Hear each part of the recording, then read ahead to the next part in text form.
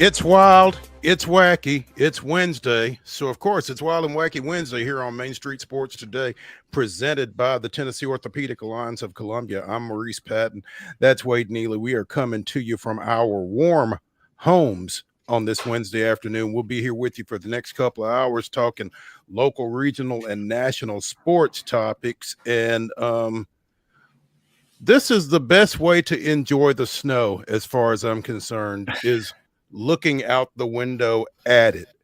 Wade, you said you were out earlier today, which puts you ahead of me, but it's cold. It's cold, but you got to get out and enjoy the snow. Went out and got some steps in. Didn't bust my butt. That's the key. The good news is no black ice, and able to kind of navigate the street a little safely. So we came here to 2 o'clock in one piece, which is good. That is good. That is good, because we could ill afford you not to be in one piece here at 2 o'clock. Need you for this one. Looking forward to this show, man. We got a good one, as Steve Harvey would say. In the second hour, we will be joined by Heather Williams of WCYB-TV out of Johnson City, talking a little NASCAR. We just got done with Daytona. We are headed to Atlanta, and Heather's going to get us from here to there. I guess basically she'll bring us up I-75 north. So going to chat with her about a little racing.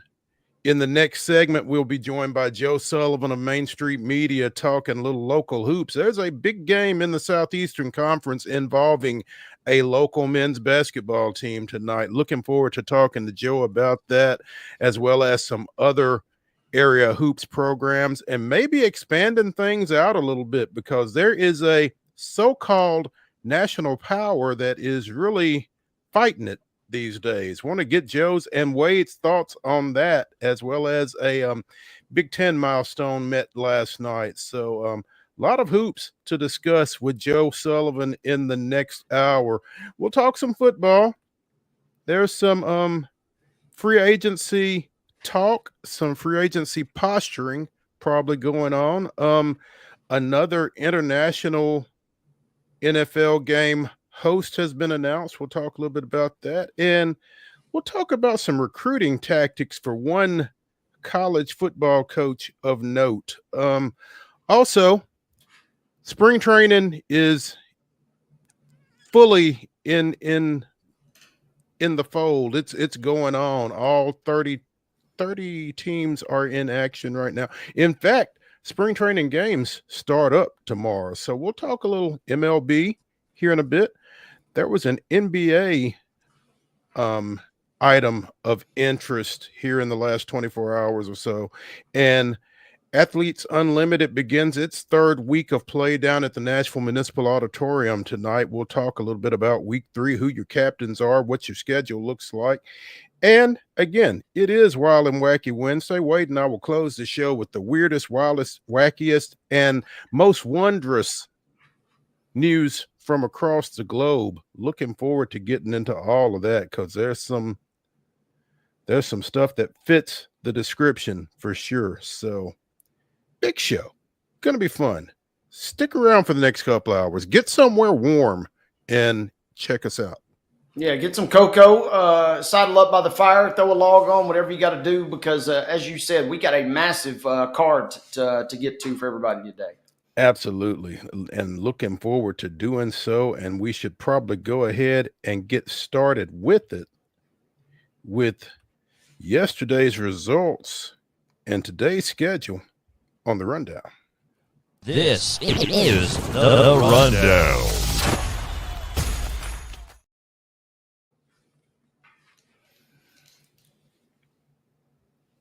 Our rundown begins. We'll start a little switcheroo here, but we'll start with women's college basketball last night, where it was UT Martin defeating TSU 73-52. In men's college basketball action last night, it was Bellarmine with a nice victory. Austin Peay 68, Bellarmine 94. Good win for Bellarmine in that showdown. Eastern Kentucky picks up a 66-57 win versus Lipscomb. And TSU, we talked about them a lot the last couple of weeks. They stay hot. They get a nice win over UT Martin last night, 86-75. Okay. Men's basketball action tonight because we've got some issues with some high school scores and results and schedules, it looks like. But men's basketball, as we mentioned, Vanderbilt goes to Kentucky. That's a 6 o'clock tip Central Time. You can see it on the SEC network at 6:30 on ESPN Plus. Northern Iowa comes to the Kirby Event Center taking on the Belmont Bruins. Again, that's a 6:30 start. You can see it on ESPN Plus. Again, Athletes Unlimited basketball tonight, 5 o'clock down at Municipal Auditorium. You can see it on FanDuel Sports. It's Team Harrison. Izzy, a captain for the second time in 3 weeks, taking on Team Maddie Segrist, captain for the second straight week. That's a 5 o'clock game. At 7, Team Odyssey Sims is taking on Team Caldwell. Again, that's 7:30. That's on FanDuel Sports. Do we have high school scores? May not be Yes, in they're- the Yes, they're in there now. Okay. All right. Oh, jackpot. Beautiful, Mark. Beautiful. Awesome. Let's drop back then. Let's get to girls high school basketball results from last night. Loretta with a 78-22 win over Battle Creek in District 10-2A. It was Cheatham County 60, Harpeth 27. Beach with a 74-38 win over Gallatin. Goodpasture defeated Columbia Academy 65-43. It was Culleoka 47, Hampshire 27. Moore County with a 57-26 win over Eagleville. Providence Christian defeated Nashville Christian 54-30. Riverdale in a low-scoring affair outlasts Siegel 37-34. Summertown in a high-scoring affair defeats Lewis County 81-41. Boys basketball scores from last night. Got a plethora of games to get to, including BGA, who was a 73-65 winner versus Ezel Harding. Cane Ridge was on top of Hunters Lane last night, 89-48. You also saw Webb School defeating Clarksville Academy 70-54. Coffee County was a 74-58 winner versus Spring Hill. Giles County with a 64-32 victory versus Murfreesboro Central Magnet. Goodpasture 85, Columbia Academy 69. Jeremy Jackson, all he did was go for 43 in that showdown there. A great individual effort and a good win for Hampshire. 85 again, 69 your final. You got more, Mo. Oh, yeah. Culleoka with a 52-44 win over Hampshire. It was Lawrence County 65, Franklin County 30. Lawson with a 71-37 win over Glencliff. Lincoln County ends Columbia Central season 74-68. It was Macon County 50, Greenbrier 42. Watertown with a 71-50 win over Monterey. Hendersonville defeats Mount Juliet 64-49. Providence Christian 62. Friendship Christian 50. Providence Christian 61, Friendship Christians 52, and Crosstown rivalry. Oakland defeats Riverdale 61-58. I believe that brings us to our schedule for today. Okay. It is Wild and Wacky Wednesday after all, so we got a little sideways early, but the good news is we get it out of the way. Girls basketball, I'm showing tonight. We have Antioch at McGavick. That game is set to begin at 6. I will preface by saying all of these games, you better check your local listings before you step out the door. These could get postponed or moved entirely. Boys basketball, Ezel Harding at BGA. Columbia Academy was supposed to play Goodpasture. Looks like that's going to be a scratch. Last night, beg pardon. Thank you. Yes. Mm-hmm. Clarksville Northeast at Rossview at 7 o'clock. Brentwood Academy is at Innsworth. And again, you better double check, maybe even triple check all of those before you think about venturing out. Men's basketball, a couple of games at the college level tonight. We'll talk more, but Vanderbilt will travel to Kentucky at 6 o'clock on SEC Network.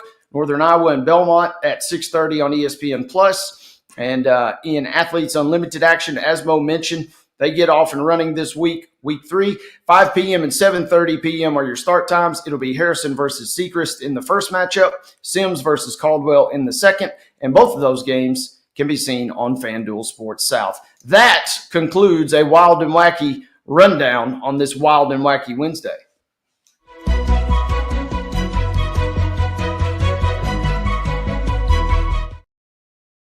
Your top story brought to you as always by the fine folks over at Piggly Wiggly and Neely's Mill in Columbia. Be sure and check out their delicious daily deli lunch options available from 11 a.m. until 6 p.m. Also, their hand-cut meats and everything is cost plus 10% at the cash register. Piggly Wiggly, Neely's Mill, Columbia, bringing you our top story. And I will try to stay away from any of the cliches that I typically roll out when we're talking about halls of fame. But Shamiqua Holdsclaw, UT women's basketball legend, is the latest to learn that she will be a member of the 2025 Tennessee Sports Hall of Fame induction class when that class is recognized later this summer at the Omni Nashville.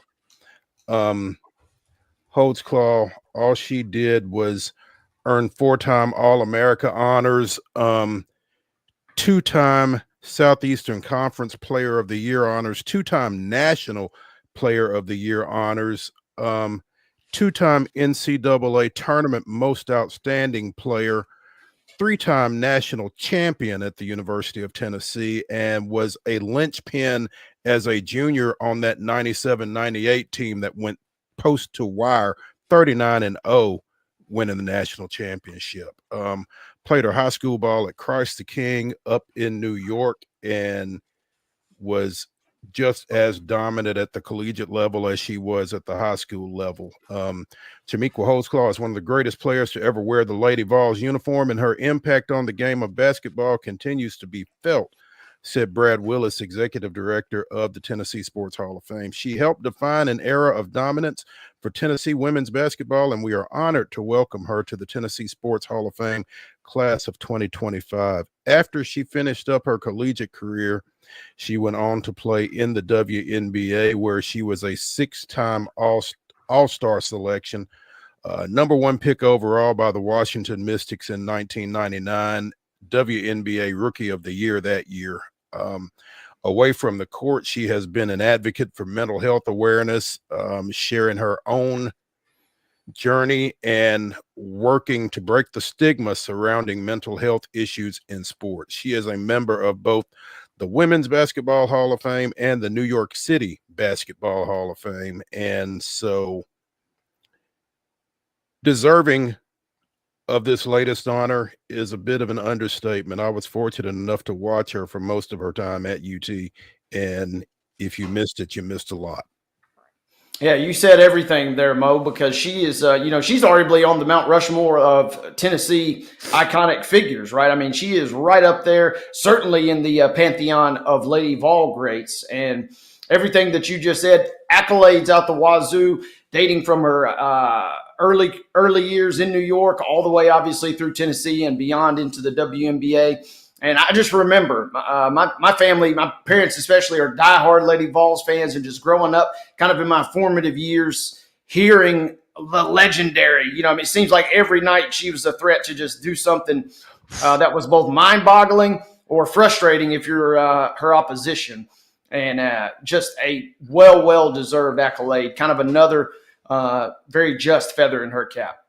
She is Tennessee's all-time leader in scoring and rebounding. Still.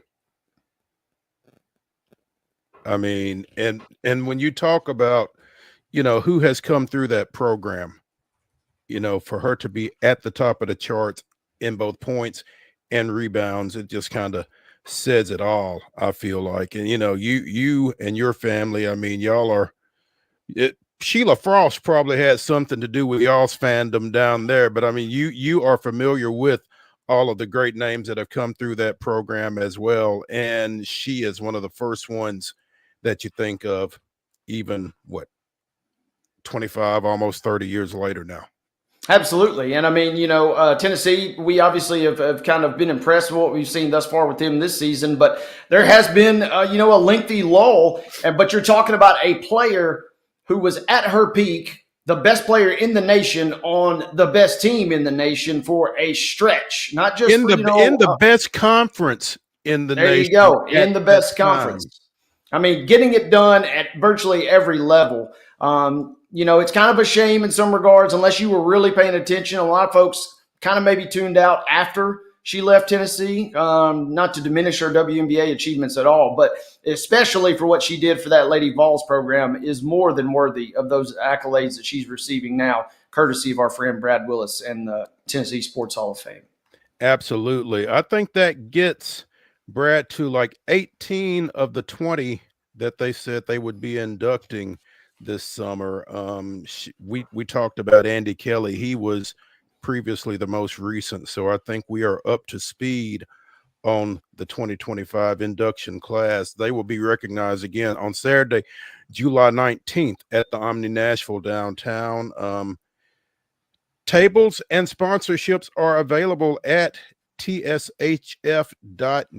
So if you're interested in getting down there to be a part of this fun-filled evening, you can do so. It's going to have quite the UT flavor again. Andy Kelly going in, Ron Slay, Deion Grant, Doug Matthews, a former assistant there. Lot of orange in this class, but it's not that it's not deserved. So we'll be talking more about this because, again, I think this gets them to 18. And when we had Brad on a couple of weeks ago, he said that there would be 20 members of this class. So there's still a couple kind of hanging out there. And we will be keeping an eye on that as it progresses.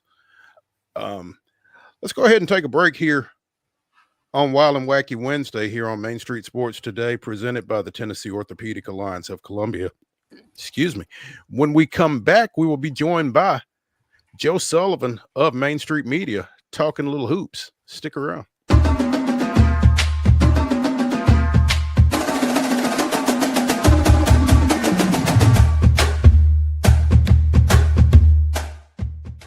Whether you're an athlete or a weekend warrior, when it comes to your performance, don't settle for anything less than excellence.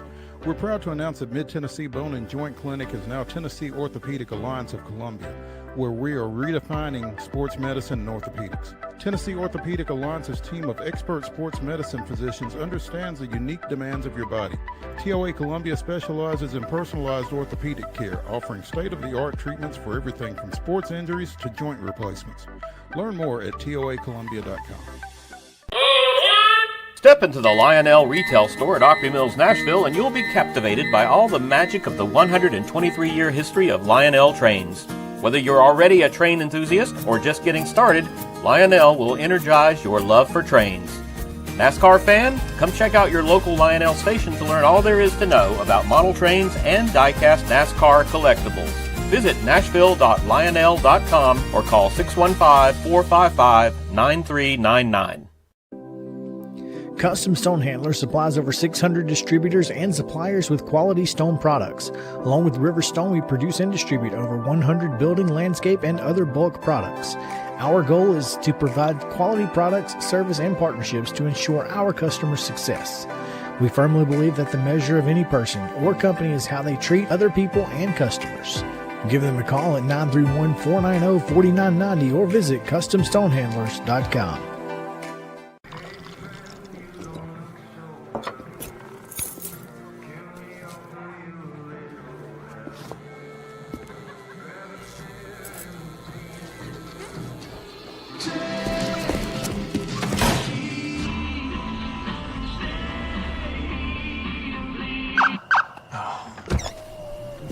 You're seeing the signs too, right? What signs? So Busy Bee is a very close-knit family. We fight just like every family does. We have arguments, but we always come out with a solution to the problems. We don't just fight about what we want, we fight about what customers need. We want to make sure that every customer we go to is more than satisfied. And that doesn't just start whenever we show up at their door, that starts when we show up every day at work. We want to make sure that we are serving our customers to the best of our ability.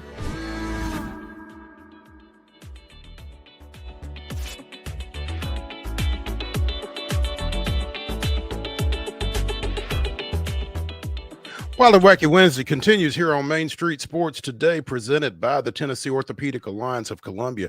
That's Wade Neely. I'm Maurice Patton. We are in our warm homes, as is Main Street Media's Joe Sullivan talking some local hoops. Joe, are you staying warm? No, I'm cold right now. And I tell you, ever since I moved to Nashville from Boston, I feel like I've gotten soft. Like I feel the cold more. You've lost your edge, man. You've lost your edge. I don't know what you've done to me, but I don't feel tough at all anymore. I did. You know what else I did today, which is shocking to Nashville people, is I shoveled my driveway. I'm the only person on my block that owns a shovel. Sometimes other people borrow it. Well, typically you don't necessarily need a shovel because it melts fairly quickly. No. But this cold weather, from what I understand, I still follow Bree Smith on her Facebook page, even though unfortunately she is no longer with one of the local networks. But it sounds like this cold, it's not going to get warm enough to melt this for the next couple of days. So yeah, you probably had the right idea, and you might just want to leave that shovel somewhere where other people can get to it, because they may need it as well here in the next couple of days. I share the shovel. There you go. Hey, we talked about the Vandy UT game from over the weekend, Joe, and as they go into this game against Kentucky, obviously the talk all season has been, can they find enough Southeastern Conference wins to get themselves into the NCAA tournament? And the point that Wade made when we were discussing Vanderbilt UT was that given the way that game was going, with the 16-point lead that they had in the first half, leading by 13 at the half, to let that one get away kind of leaves a little bit of a mark. I mean, in the grand scheme of things, maybe it wasn't a game that they were supposed to win, but they put themselves in position, couldn't hang on. And again, as you start talking about counting wins, that's kind of one that got away. Now they go to Lexington tonight to take on a Kentucky team that they're looking to sweep as well on the regular season. How big is this game for Vanderbilt in terms of postseason prospects? So right now, I checked the Joe Lunardi daily. He doesn't send a bracket every day, but he does send like an update every day.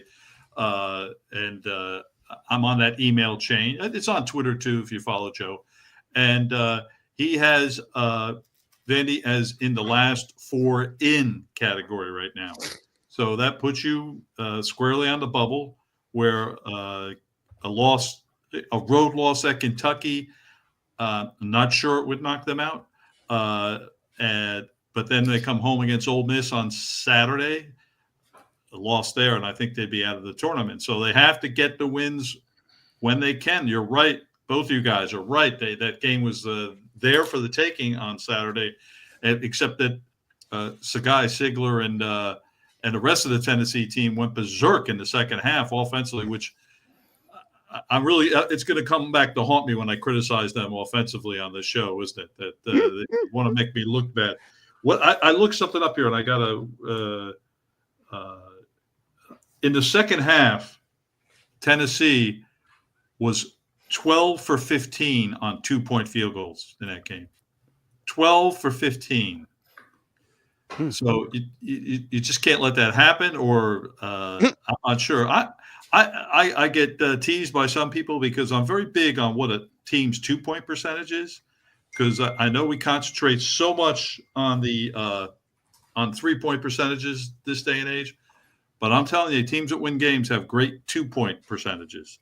And my immediate question on that, Joe, is how much of those were layups initiated by the defense, maybe getting fast break opportunities, right? Yeah, I would say probably most of them were layups, since they were 12 for 15. And it's a lot of them were Ziegler just off the dribble and getting right to the hoop too a few times in the second half. So it is it's unfortunate for Vanderbilt because they played very well. They played courageously. They hung in there. They certainly didn't fold when Tennessee overtook the lead. They fought on. This is a good team. This is a team worthy of the NCAA tournament. They just can't afford to lose a whole bunch in a row now. And look, Kentucky tonight will not have Lamont Butler. He's already been declared out, their point guard.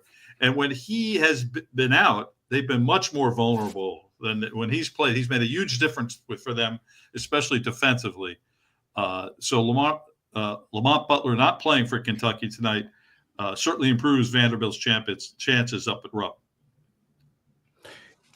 And, you talk about this Vanderbilt team under a first-year coach in Mark Byington.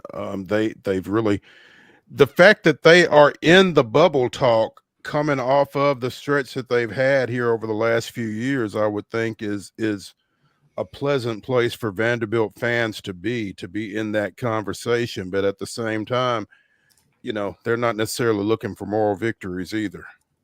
No, they shouldn't be at this point. You're absolutely right. That time has passed. It's about winning games now. And hey, they've won. They've been better at home. Let's face it. So it's a tough call tonight, but they have a chance. Maybe they'll play well enough to win. Joe, and they have to win Saturday against Mississippi. Simple as that. That feels like the real key, right? Winning on the road is obviously a tall task, regardless of who it is in this SEC we're talking about. But you kind of got to hold serve, and you kind of need to beat a team who is, maybe a small notch above Vanderbilt right now in Ole Miss. But that's one you definitely feel like you got to win. You'll take tonight, but you need Saturday. Absolutely. The Malik D homecoming too, by the way. In more ways than one. Yeah. This is the middle, and we've talked about this stretch of the schedule for Vanderbilt that started with Auburn coming in here a little over a week ago. But I don't know if I just overlooked it or it didn't click, but Vanderbilt is in a stretch of 6 games against top 25 competition, starting with number 1 Auburn, then the game at Tennessee. Kentucky tonight is 17th. Ole Miss is number 24. And then they go out to College Station taking on A&M. A&M is number 7. And then they've got Missouri coming into Memorial on March 4th. The Tigers are number 15. And that was a game that Vanderbilt, again, should have won at Como. So this schedule right now is not doing the Commodores a whole lot of favors, really. And then after that, it's Arkansas and Georgia. So, hey, how about Arkansas? Who would have thought Arkansas would be? Well, we'll get that one when they come. Yeah. And you can't count that way. There's no way. None of this is certain, as we know. And but Missouri's been an incredible story this year. Some people are mentioning Dennis Gates as a possible national coach of the year now after the job he's done at Missouri. And I think when we started counting up, or maybe it was just me, I don't mean to bring you guys into my ugly world, possible W's for Vanderbilt. Where would we find them? Remember, we've been talking about it all year. Missouri at home was one of them, for sure. Right. For sure it was. And now not certain at all. Now we're not certain at all because Missouri plays Alabama tonight. And watching SEC Now late last night, both Patrick Young and Ron Slay picked Missouri to beat Alabama tonight. In Tuscaloosa. No. In Missouri. In Columbia.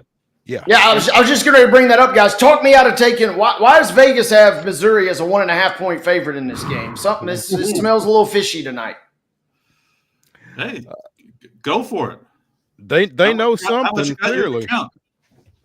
But I'm not going to empty the clip on Missouri, but something feels like it's up a little bit.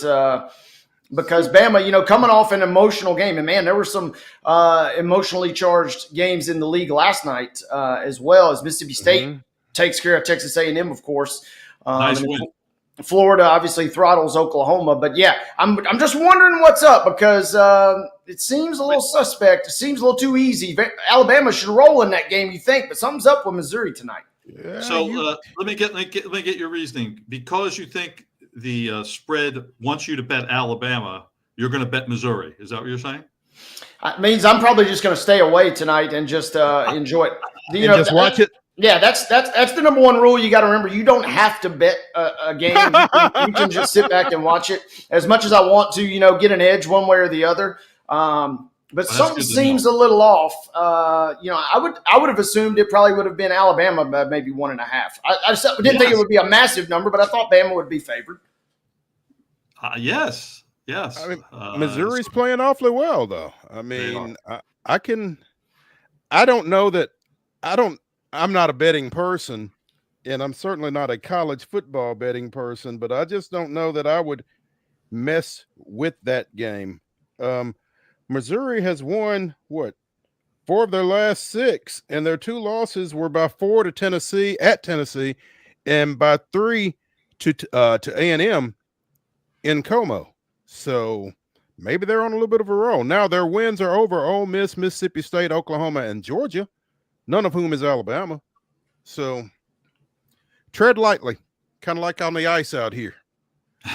And there are a lot of other opportunities out there, Wade. I'm staying away from that one and just going to enjoy it peacefully because something's up. I hope it's a good game. And maybe we're just wondering, this could be a sandwich game, right, guys? Because you have Alabama after a hard-fought, emotional defeat versus Auburn, and then they have Kentucky and Mississippi State, for that matter, after Missouri. So the schedule is kind of like, man, listen to this. Here is Alabama's remaining schedule: at Missouri versus Kentucky versus Mississippi State, at Tennessee versus Florida, at Auburn. Wow. If you want to buy stock in the Crimson Tide, you'll really find out if it's worth the purchase at the end of this season. Man, they finished with a murderer's row. Meanwhile, Missouri follows this game tonight by going to Fayetteville, big border battle there. They've got South Carolina in the Battle of the Columbias coming to town. They come to Vanderbilt, they go to Oklahoma, and they finish up at home against Kentucky. So schedule theoretically kind of turns a little bit for Missouri after tonight. Wow, they could really put something together based on that. Absolutely. Joe Sullivan of Main Street Media joining us here on Main Street Sports today, talking a little hoops. Joe, how are we feeling about Tennessee State right now? They played great last night on the road at Martin. And this is just, we see these moments with them where they look like a team that's developing and improving quickly. And then there's, even against Edwardsville on Saturday, they had a half like that. And then they maybe like a half of a half, and then they faded away. So they can win the Ohio Valley Conference tournament, I would say. But what they're facing is, they could get a 4 seed. In fact, the battle for the 4 seed could come down to the final game of the year when they play Moorhead at home. I might not be. Well, they do have a game against Moorhead at home near the end here, and that could be decided the 4 seed. Either way, they're going to have to win 3, maybe 4 games in a row in Evansville, and I can't see this group being that consistent, is what it comes down to. Even though I think that, believe it or not, this week I started working on the roster development for next year. I started looking at the teams to see what they might have possibly coming back and where their needs might be. And Tennessee State's going to have a lot back, including my personal favorite, Aaron Nkrumah. You just like him because you figured out how to say his name correctly. No, he's from Massachusetts like me, so it's. There we go. Think he's got a shovel? I'm going to ask him the next time I talk to him. There you go. That win against UT Martin gets them to 14-14 overall. They've won 8 of their last 11, and they finish up, like you said, they go to Tech on Saturday. They finish next week, both games at home, Moorhead State and Southern Indiana coming in. The Golden Eagles, and the Screaming Eagles to finish up the year for TSU. But, they've got a chance to kind of go into Evansville on a little bit of a roll, it feels like. Now, like you said, they're still going to have to string some things together to get into the NCAAs because the Ohio Valley Conference is a one-bid league. It's that simple. But if they finish 17-14, if they were to win those 3 games, and they're winnable without a doubt, that'd be a remarkable comeback by them for where they were and when I buried them earlier this year. Out of the grave. For where they were and for what they came into the season with, as you talk about roster development and what they stand to have coming back. And I'm sitting here thinking to myself, theoretically. Right. Yeah, tell an SEC school needs to pluck a guy or two, right? Until somebody in the ACC says, "Ooh, we could use one of these TSU guys." Then you're right back to the drawing board. Yeah, Nkrumah. just to pick a guy. Well, somebody else gets to learn how to say his name. Joe, talk to me about my Blue Raiders finishing off the 100 Miles of Hate sweep. Well, How mine was and that? Wade's So Blue Raiders. that makes the basketball season, doesn't it? To sweep them, that was Nah, we got bigger fish to fry than Western Kentucky, Joe. I don't know. It feels pretty good to me. Beggars can't be choosers. I've been on the wrong side of that one over the years. So I'll just start there, and then we'll see what we can get down the road. So Jacksonville State has a game and a half lead with 5 to play here in this. Man. And I just they're 10-3 and Middle is 8-4. I think it's and Jacksonville State's 5 home games, 3 are home. So and they don't lose at home. Yeah, they've been very clearly they don't lose very much at all, but they certainly don't lose at home. I think they're undefeated at home. So they do have to go to Liberty. They do have to go to Liberty. So that's the one loss they can have. But that's not going to be enough right for Middle to pass them. And Middle would have to win all theirs. And they have road trips coming up. Although they're home this week against Louisiana Tech and Sam Houston this Thursday and Friday. Middle is. Yeah, and I believe they split that road trip. That's right. If they could pick up both of those, that would be huge. They really need to if they're going to think about winning the league. But I think Jacksonville State's in a very comfortable position there to win C8 USA. What are your thoughts in terms of the Bruins and the Bisons these days? Well, last night was really a frustrating night for Lipscomb up in Eastern Kentucky when they really need to win. Like I'll say this, good news and bad news for Lipscomb. The bad news is last night they had their worst offensive performance of the season. It's the fewest points they've scored in a game this year at Eastern Kentucky. They just could not hit a shot. The only person who could score, of course, is Jacob Bogdanovich, their big guy, who is now averaging an even 20 points per game, which is 12th in the country.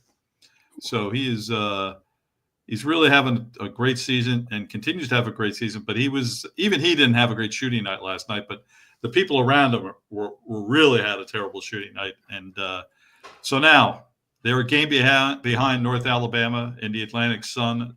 North Alabama comes to Allen Arena Thursday night. So Lipscomb, if they're going to want to try to win this league, they're going to have to beat North Alabama, and then they're going to have to beat Central Arkansas next week. And where is that? No, that's here. Well, I'm sorry. In between, they have to go to Austin Peay on Monday night. Kind of unusual as they sort of scrunch the schedule at the end of the season here for the Atlantic Sun. So Monday night they're at Austin Peay. Austin Peay lost to Bellarmine last night. Oof. That's Bellarmine's one of the worst teams I've seen this season, and for them to lose to them, things are going the wrong way at P. And so here's the good news for Lipscomb. If they were to somehow able to end in a tie with North Alabama, the first tiebreaker is head-to-head. They would have split because they would have beaten them to get to the tie. The second criteria is net rating. And right now, wow. Lipscomb is 88 in the net as of this morning, and North Alabama is 120. So if they win out, they'll be tied with North Alabama. They'll get the top seed based on that. So they don't mess around with head-to-head. Well, past head-to-head, they don't mess with strength of schedule and right to the net. Right to the net. Get it done. we are not messing around with this. We're just going to finish this right here with net because nobody's going to be tied in that. So the tiebreakers in other conferences are like once you get past the head-to-head, it's like let's say Jacksonville State and Middle Tennessee were both tied for first. Then it would be what their record was against the team that's just directly behind them. Mm-hmm. So and then you go from there. So like down. Middle had beaten the team twice, and Jacksonville State had split with them. Let's say it's Liberty, then Middle Tennessee would win the tiebreaker there. That's the way it works there, and that's similar how it works in the Ohio Valley and the Missouri Valley. Yeah. So I mean the ASUN. just kind of doing away with all the suspense. Just go to net, get it over with. I kind of like it.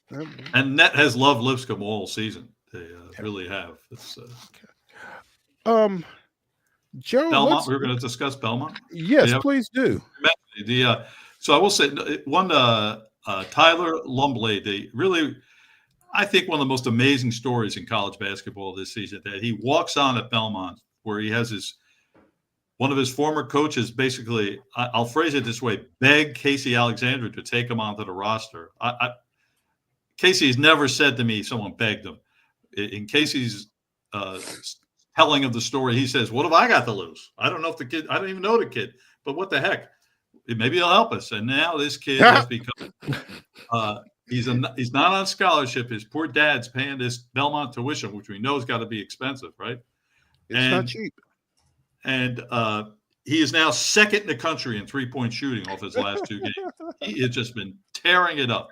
So and Casey is saying, "I wish some more people would beg us to join the team." Right? How does Jamie Dixon at TCU? He had a big win last night over Texas Tech.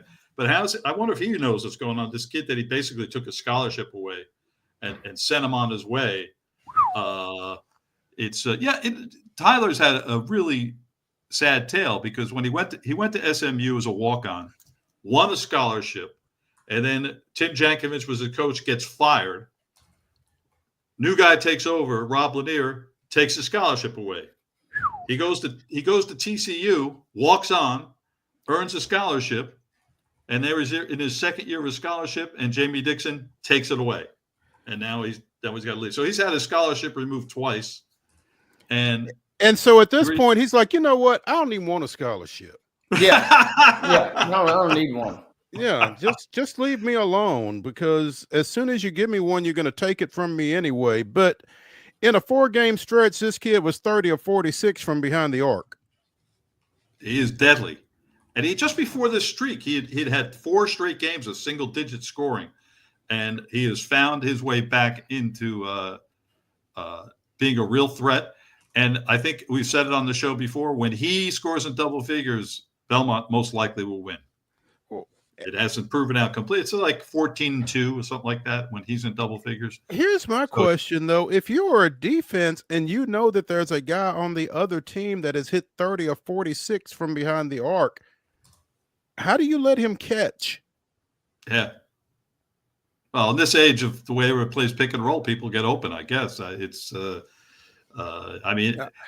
team with some good defenders should switch every screen and stay with it, right? I got to swat down on a blocked shot attempt and hit him in his face or something. I mean, you can't go 30 or 46. I mean, that's nuts. Yeah. And here, are they running stuff for him, Joe, or is that just kind of coming in the flow, or how is that working? That comes in the flow with Belmont, but there are, coming out of timeouts and things, Casey will run things for him. And Casey out of the timeout is just remarkable, and often it ends up with an open 3-pointer for Tyler Lumbley. It's now tonight they have so Belmont, I think, is as a team is safely in 4th place in the Missouri Valley. They're 2 games ahead of the 5th place team, and they're 2 games behind the 2nd place teams, which is Bradley and Northern Iowa. Northern Iowa is at Curb Center tonight. And I was surprised I didn't see you guys there Monday night at the Curb Center. I was there for Northern Iowa, Murray State. You guys didn't make it. Joe, I will tell you Monday night, I didn't make it anywhere. And if I was going to make it anywhere Monday night, it probably would have been the morgue. I was awful Monday. So we don't want to hear that. I'm just glad to be here. Suffice it to say, but I mean, it's unfortunate because Murray is always great, and that's always a fun ball game with them in Belmont. Joe, BYU 91, Kansas 57. Bill Self's worst loss, ties his worst loss at Kansas and the 3rd worst loss in Jayhawk history.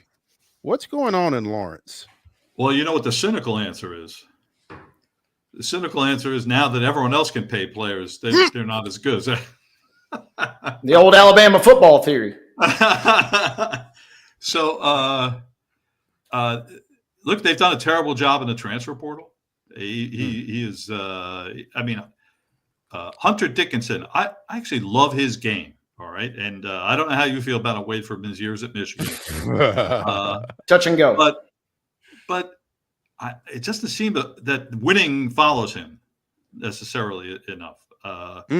So even though I love his game, and the other transfers they've gotten, the one that sticks out as being a failure is AJ Storr, who came from Wisconsin. Wisconsin's fine; they're doing great without him, and Kansas is doing poor with him. So Bill Self has to reevaluate how he's putting his roster together. It's as simple as that, and they're just not that good. And of course, they're going to get a better seed because the analytics still love them. Even though they should be not in the top 25, the way they've been playing. But the analytics still have them within the top 20 of the country, I believe. So they're going to get depends. The committee's probably still going to give them a good seed, and they'll probably take advantage of that. But I think Bill Self needs to reevaluate and decide that he needs to make changes in how he assembles his roster. Kansas 17-9 after starting 7-0. That means they are basically preseason number 1. Preseason number 1, and UConn was 3, so they both. UConn should have lost last night too. So those are two teams that have really been disappointing. Hey, real quick, Joe, I wanted to ask you one too while we're talking about last night's games. I'm not prepared to live in a world where Wisconsin is scoring 95 points in the Big Ten. Yeah, it's all flipped, right? This is kind of wild stuff. Last night they throttled Illinois down the stretch. Yeah, and Illinois is very how can we say this? Upside down, you might say. Well, it depends. Other times you think they could go to the Final Four, and then you think they're terrible. Illinois, you don't know who's going to show up. But Wisconsin. So I've noticed this on social media that John Tanji, their star transfer, people are mentioning him as a possible All-American. Now, this is a kid that was at Colorado State, and if I knew that we were going to talk this up, I would have double-checked it because my memory's failing me now. But he might have been at Missouri last year. Missouri, perhaps. And he just sat. He was at Missouri. He was at Missouri, right? Yeah. He barely played last year. He transfers again to Wisconsin, and now they're talking about him as All-American. So the transfer portal is, odd things can happen in there. I'll tell you that. So they're playing whatever happened to the swing offense under Bo Ryan. Now they're just like run and gun. I mean, they would go. It would take them 3 games sometimes to score 95 points. It's so true. That was mind-blowing. Bo Ryan's going to be a basketball Hall of Famer, but his teams were never really attractive to watch. We can admit that, right? Not aesthetically pleasing in the least. Yeah, not in the least. Speaking of the B1G, though, Tom Izzo is now your all-time conference wins leader, passing Bob Knight after last night's win at Illinois. So 354 Big Ten victories, the most ever. Yeah. What do we take from that? Well, I mean, as much as anything, though, it's kind of a testament to longevity, right? It sure is, sure, and certainly his acumen is he's one of the great coaches. He's been able to stay there a long time because he wins, and he's a great coach. But I will say this just in a more present tense manner about him, his team does not shoot a lot of threes this season. They shoot twos. One thing he commented on today was also they don't have like a designated leader in terms of scoring. It can be any number of people that could lead that team in scoring on a given night. So they're very well balanced. They're shooting a high percentage inside the arc, and of course they always play defensive rebounding. He always has great rebounding teams, and I think that's been their key to success. So this is me making my point about 2-point shots again. Mm-hmm. I think it's people overlook it. It's really important, and maybe St. John's is the other team that's doing that this year, notably, not succeeding by shooting threes. So let's see how far these teams get.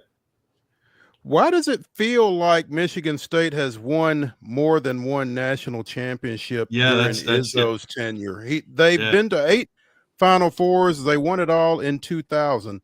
Now they've been to every tournament since 1998, but it just feels like, and no disrespect to Izzo or to that program, but just the way that they are discussed makes it feel like they've won 3 or 4 national championships. They've won 1.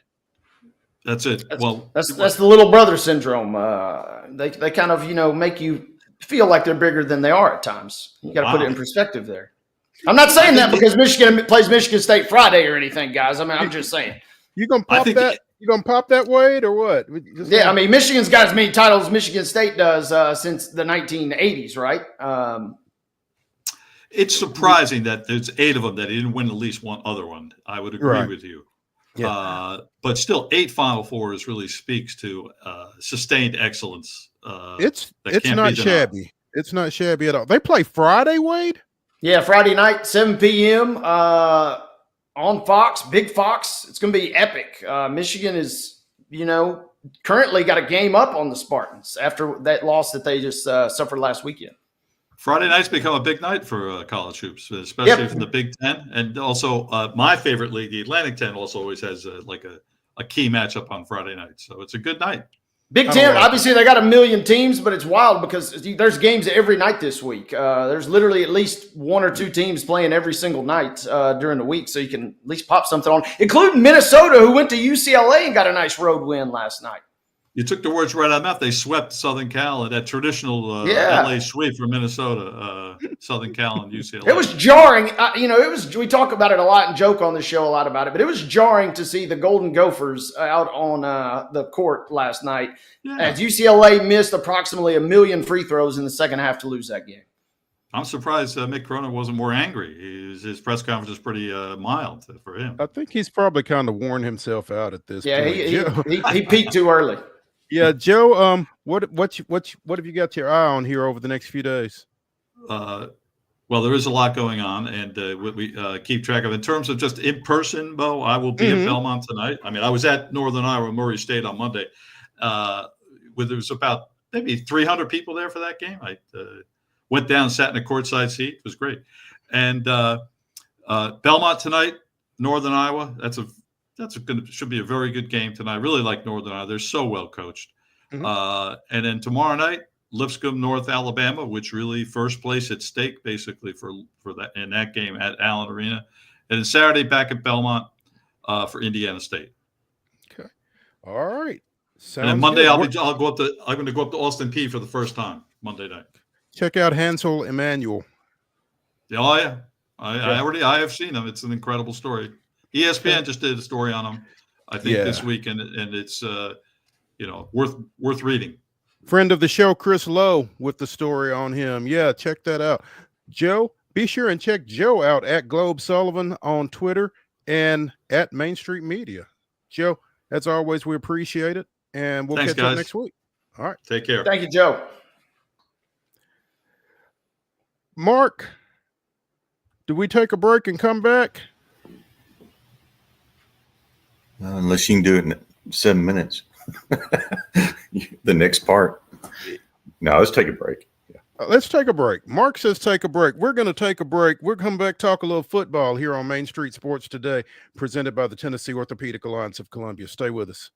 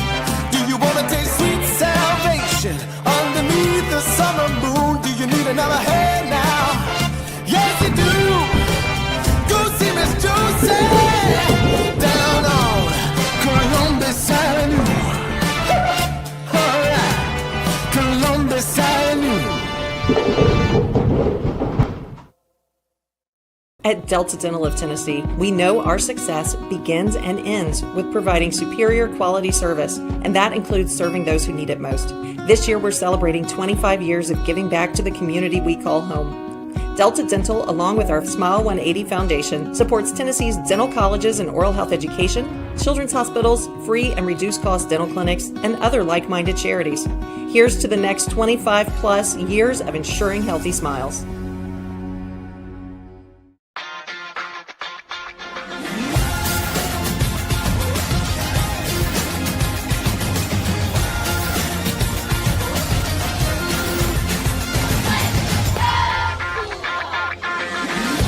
Whether you're an athlete or a weekend warrior, when it comes to your performance, don't settle for anything less than excellence.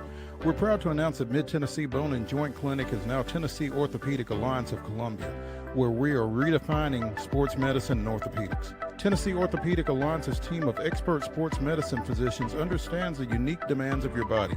TOA Columbia specializes in personalized orthopedic care, offering state-of-the-art treatments for everything from sports injuries to joint replacements. Learn more at toacolumbia.com.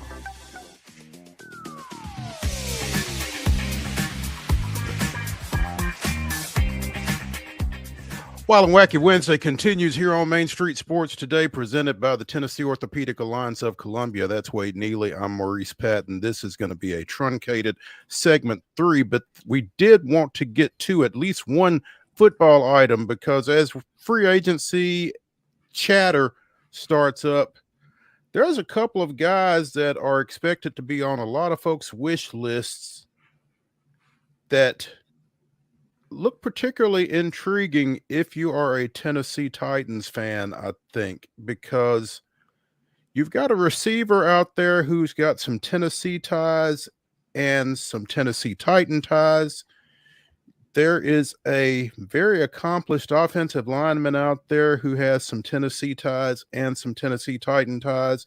And those are two positions that the Titans could sorely use reinforcements, if not upgrades. Former Oak Ridge High School standout T. Higgins is still kind of in limbo with the Bengals, and Kansas City Chiefs guard Trey Smith is likely to be available. Played his high school ball at University School of Jackson and obviously starred at UT. Higgins and Brian Callahan were together in Cincinnati. Smith and Mike Bergonzi, your new general manager, were together in Kansas City. I'm not saying, I'm just saying. Wait, it looks like there might be some dots to be connected there. Could be, right? This T. Higgins has been over a year-long infatuation, if you want to call it that, because he was on the wish list for everybody, and everybody thought when Callahan got brought in that he might wiggle his way out of Cincinnati last year. Didn't play out that way. He does complete the season. So why not, maybe make another run at him again this year? And you mentioned it, though. Smith is a guy that, as bad as the Chiefs' offensive line looked in the Super Bowl, that's a guy that's been a real cornerstone for them for the last little bit. And he would look mighty fine in two-tone blue if he were to decide to come back home in a sense. He really would. And, it's not that far from Nashville to Jackson. Trust me, I did it for a year. That they would both look great on that Titan offense, I think. And you're going to have to get some upgrades from somewhere outside of the draft to get this thing to where Brian Callahan is safe. Really, as we talked to Joe a couple of days ago, or yesterday, I guess it was. Days start to run together. They've got to pick up some personnel somewhere, and those would be two spots that would help. But Cincinnati is looking to bring Higgins back as well as Jamar Chase and Trey Hendrickson, get all of them under some long-term deals, so it won't be easy pickings for the Titans as far as that one goes, I don't guess. And, I'm wondering, I got to ask you, if you can only get one of those two guys, Higgins or Smith, who do you go after if you're only guaranteed to get one? If you're only guaranteed to get one, I think you got to address this offensive line first. That's what I'm thinking. It's tough to throw from your derriere. So I think I almost think receiver is maybe the last place that you look, but this offensive line is a must, and the right side of that offensive line in particular. So, yeah, I think if you come away with Trey Smith, you are really ahead of the game, and anything that you get at receiver after that is kind of a bonus to my way of thinking. Now, who am I and what do I know? Chargers going to Brazil Labor Day weekend. They will be the host for the game down at Sao Paulo in September of 2025, one of 7 international games that the NFL will be playing during the regular season this year. That's the most that they will have played in a regular season ever. Yeah, going to be crazy. And I read some comments that, Commissioner Goodell saying would like to expand it even more, want to get up to 18 perhaps. If, the 18-game schedule comes into play, they want to even expand even more. And this was a mind-blowing stat, and I wish I had the exact numbers. That's why I should screenshot things earlier in the day. But the Chargers, the NFL touted in their press release when they made this announcement, the Chargers are the first team to ever play on 5 continents, if I read that correctly, wow. Because they played a preseason game in Japan in like 1976. That was kind of, I don't remember that. I don't remember hearing anything about it, but kind of a cool nugget. And, LA, obviously a big market, perhaps a chance for some folks to do a little international travel. And it'll be interesting to see kind of how that comes into fashion. And I can't wait to see what Harbaugh has up his sleeve, because he's going to have something quirky when they get down there. Quirk, the name is Harbaugh for sure. So yeah, that'll be worth keeping an eye on. As far and they've not announced who they will play. So the Chargers' home schedule has obviously the division rivals Broncos, Chiefs, and Raiders, as well as Houston, Indianapolis, Pittsburgh, Philadelphia, Washington, and Minnesota. You wouldn't think it would be a division game that'll get moved. So, and the Eagles are playing in Thursday night's opener, the season opener there, so it won't be them either. So you may be looking Texans, Colts, Steelers, Commanders, or Vikings, but both Indianapolis and Pittsburgh are slated to play an international game as well. So that narrows it probably down to Houston, Washington, and Minnesota as your potential matchups in Brazil for the Chargers. So should be fun as we get that reveal here at some point over the next few weeks. Let's take a break. Let's get into hour number 2 of Main Street Sports today here on Wild and Wacky Wednesday. In our final segment, Wade and I will bring you the weirdest, wildest, wackiest, and most wondrous news from across the globe. But when we come back, we're going to get into the grab bag, and it'll be primarily baseball, but there's some other stuff we need to get to as well. So stick around.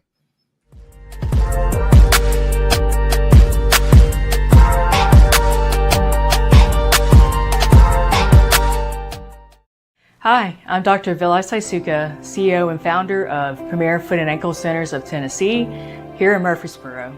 We offer foot and ankle care from ingrown toenails to diabetic foot wounds. We also fix ankle fractures and things like that. Call us today to schedule an appointment. We look forward to seeing you. Because here at Premier Foot and Ankle, we believe that the journey begins with happy feet. Whether you're an athlete or a weekend warrior, when it comes to your performance, don't settle for anything less than excellence. We're proud to announce that Mid-Tennessee Bone and Joint Clinic is now Tennessee Orthopedic Alliance of Columbia, where we are redefining sports medicine and orthopedics. Tennessee Orthopedic Alliance's team of expert sports medicine physicians understands the unique demands of your body. TOA Columbia specializes in personalized orthopedic care, offering state-of-the-art treatments for everything from sports injuries to joint replacements. Learn more at toacolumbia.com. Jones & Lang Sporting Goods here in Columbia has been outfitting teams, officials, and anybody else from T-ball to college for 50 plus years. Be sure and check them out at 931-388-8060 or online at jonesandlang.com. Jones & Lang Sporting Goods, the look of a winner. Zion Christian Academy, zioneagles.org or 931-388-5731. You can schedule your appointment. Go tour their campus. It is beautiful over there, and you're definitely going to want to see it. Again, it's zioneagles.org. Give them a call, 931-388-5731, and schedule your tour today. Custom Stone Handler supplies over 600 distributors and suppliers with quality stone products. Along with River Stone, we produce and distribute over 100 building, landscape, and other bulk products. Our goal is to provide quality products, service, and partnerships to ensure our customers' success. We firmly believe that the measure of any person or company is how they treat other people and customers. Give them a call at 931-490-4990 or visit CustomStonehandlers.com. Piggly Wiggly, located in Neely's Mill Shopping Center, is Columbia's locally owned and operated Cost Plus 10 grocery store dedicated to serving the community with low prices and smiling faces. Piggly Wiggly offers fresh, hand-cut meats daily as well as daily hot plate lunches from their deli counter. You're certain to see smiling faces and a helping hand when you're here at Piggly Wiggly. Come by and check out our fresh produce, high-quality meats, and more. Down home, down the street, we'll see you at the Pig.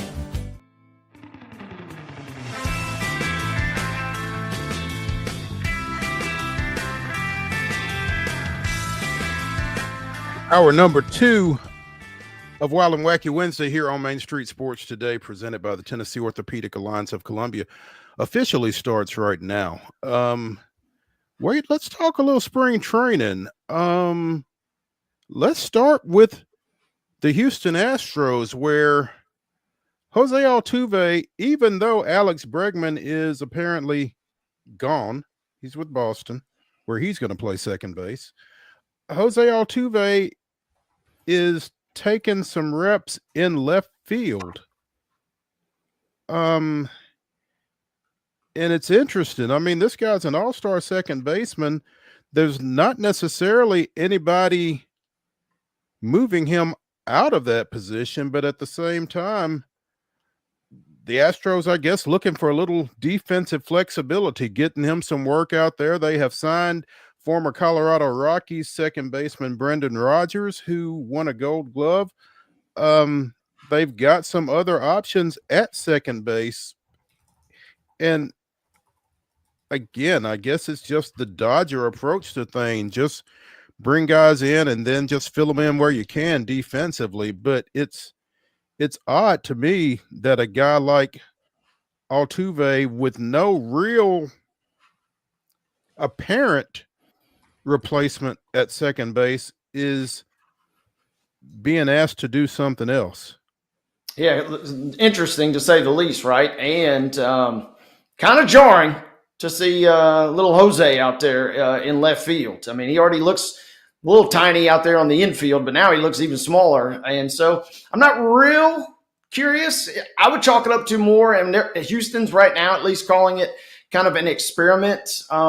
Maybe that's all it ever becomes. Maybe, they get the results they're looking for, good or bad, and they make a change one way or the other. But it is going to be interesting, and it's kind of just something that kind of makes you scratch your head and wondering what they're up to. That the outfield is one of the worst groups position-wise, I think, that, they perhaps have on the team. So if, he can maybe kind of do that, it gives the outfield a little extra juice, but I don't know. Seems odd. It seems very odd. And I mean, I guess the thing is to just get the best bats in the lineup and maybe beat people 10-9 and hope your offense can outscore your defense. I don't know. It's just odd to me. It's not like Altuve is a bad second baseman, is he? No, and I don't watch him enough to really have a feel, but I just never really got that impression.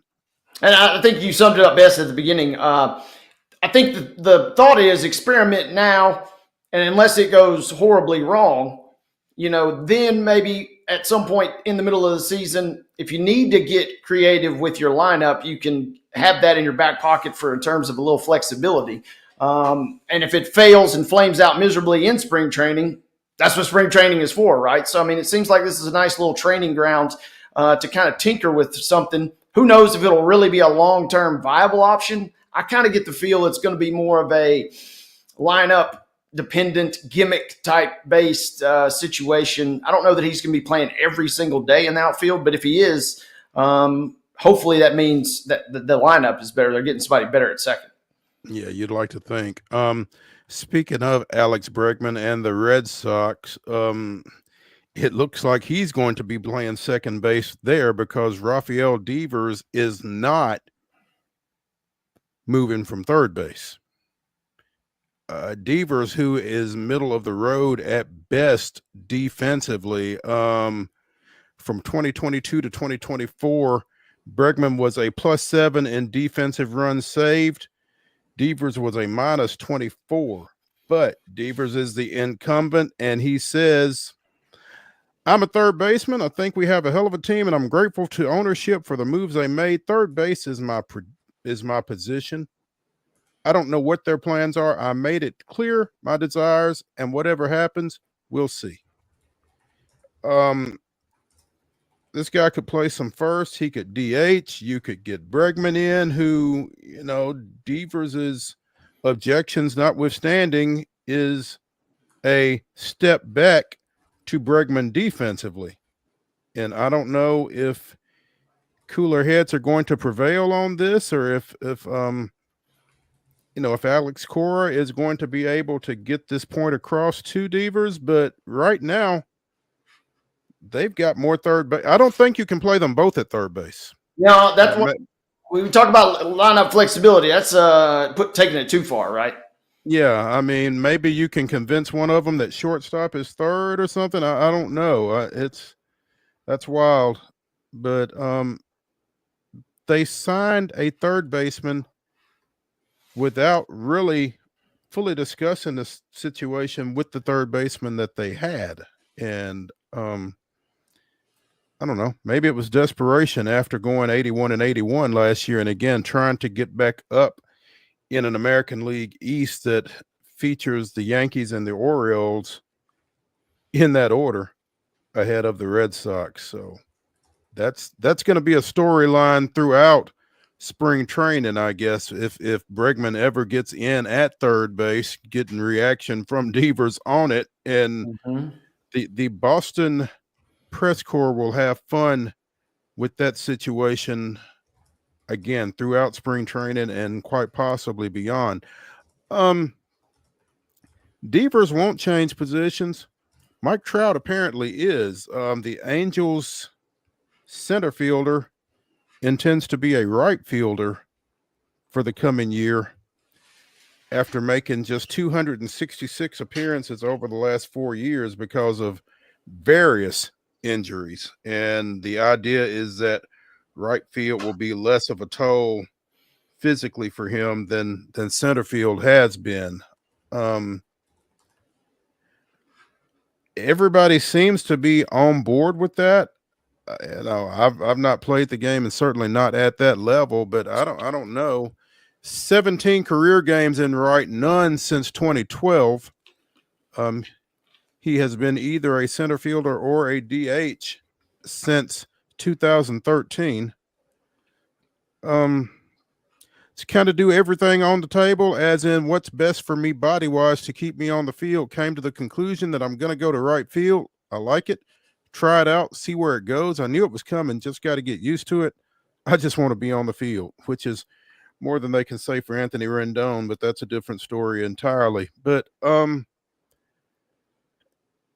don't think there's any doubt from a physical skill standpoint that if Mike Trout is healthy, he can play any outfield position.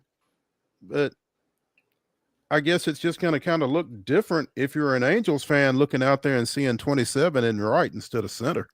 I think if you're an Angels fan, you'll play him at catcher if it means that he can be on the field more than he has been, right? And, I'm like you. I don't necessarily know the inner workings. I'd love, as nerdy as baseball is, I would love to know, an injury rate comparing center field and right field. But it comes back down to that basic point for me. You got to do whatever it takes to keep this guy healthy. He is your franchise, and he's been unavailable. Only 266 out of 648 games the last 4 years. I mean, that's Joel Embiid. That's a little bit better than Joel Embiid, but not much better. So you got to be able to be available. And if that, props to him for being open to the change. Obviously he could have thrown a big fit and said, I'm not moving. But kudos to him for at least kind of embracing something that will hopefully get him back on the nice trajectory he's obviously been on prior to these injury issues. Yeah, because to your point, I think everybody wants to see him on the field. This is a guy who had Hall of Fame written all over him, and I'm not real sure where he stands in terms of that at this point with all the time that he's missed with injuries. Yeah, we've discussed it a time or two on this show, and I mean his resume, as sterling and sparkling as it is, regular season wise at least, I mean it was almost a slam dunk. And now, especially if we see him miss significant time in this season or maybe even next year, I mean you're really going to have to start kind of analyzing and taking that into consideration. The last 7 seasons, and this is a graphic that I was smart enough to screenshot off of the MLB network, but 2017 he missed time with a torn left thumb ligament. In 18 it was right wrist inflammation. 19 he had surgery on his right foot. Obviously 20 was the COVID year. 21 he had a strained right calf. He had a back injury in 22, a broken hamate bone in 2023, and a torn left meniscus that cut his year short last year. So I wonder what the number is that the Angels, if you told them Mike Trout is going to play in X number of games, that they would say, cool. What is it, 130? Is that too much? Yeah, I mean, they're in an interesting spot too, right? Because on one hand, you want to be competitive. You want him out there as much as possible, but he obviously does carry the injury label or the often injured label. So you have to do the load management. You have to kind of have a breakdown. I don't know what that number is. It's similar in a sense to what the Grizzlies are having to do with Ja Morant. You can't bank on that guy to play 82 games anymore. And it's now just about kind of picking and choosing. And back to the original point, that's what kind of makes this a curious case for Mike Trout, because he had surefire Hall of Famer written all over him. And now we're talking about what can we do just to keep him out there? Isn't that crazy?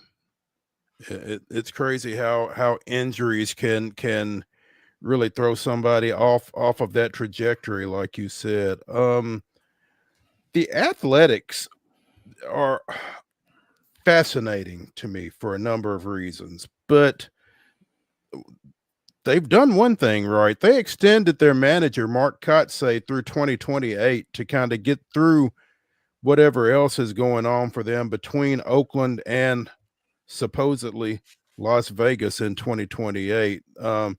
Again, a 3-year extension with a club option for 2029. That should get them into their new stadium in Las Vegas. Should it happen. He's been one of the few bright spots for that franchise on the field, and whatever success they've had, he's been a part of it, and whatever success they haven't had, I don't know that he's necessarily to blame for it, just because he hasn't had a full toolbox to work with during his tenure there. He's going into his 4th year this year. So, I guess it's good when you can get something right, and it seems that they have this, if nothing else. So I'm gonna be curious to watch them. I got a feeling them, and I'm not gonna go all the way and say the White Sox and shit, but I got a feeling both.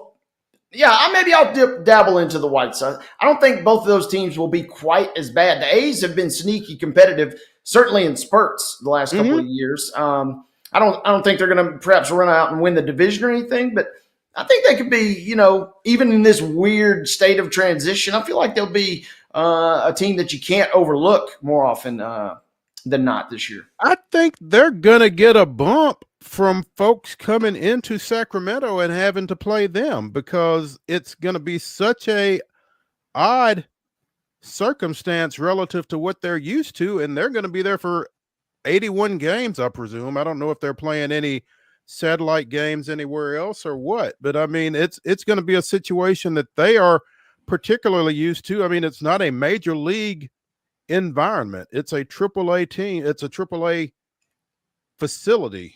And you know, with them having to share it with the River Cats and that kind of thing, all of the concessions that are going to have to be made for that, I think it's going to be particularly interesting for visiting teams going in there, and maybe they get some kind of a bump out of that. I don't know. Yeah, it'll be interesting. There will be a couple nights, in the middle of the summer, not much else on TV. It's late, and I'll pop on MLB TV and look for the A's, and they'll be winning a game they're not supposed to, and the crowd will be kind of into it. That will be kind of fun to see how a new franchise in some regards is embraced by the local fans. Yeah. We mentioned Athletes Unlimited begins its third week of play at Municipal Auditorium this afternoon. They've got a 5:00 game. They've got a 7:30 game. They've got this week's captains, as we mentioned during the rundown. Isabel Harrison is a captain. She was a captain for week 1. Her team takes on Maddie Segrist's team at 5:00. You can see it on FanDuel Sports and on the WNBA app. In the 7:30 nightcap tonight, Team Odyssey Sims takes on Team Caldwell. Maya Caldwell. Sorry about that. Again, that's a 7:30 start, also on FanDuel Sports and on the WNBA app. They continue with games at 5 and 7:30 on Friday and on Saturday. Next week is the final week of play. So get down there and check them out if you feel like braving the weather here. Let's take a break on Main Street Sports today. When we return to Wild and Wacky Wednesday, we'll be joined by Heather Williams of WCYB-TV talking a little NASCAR. Stay tuned.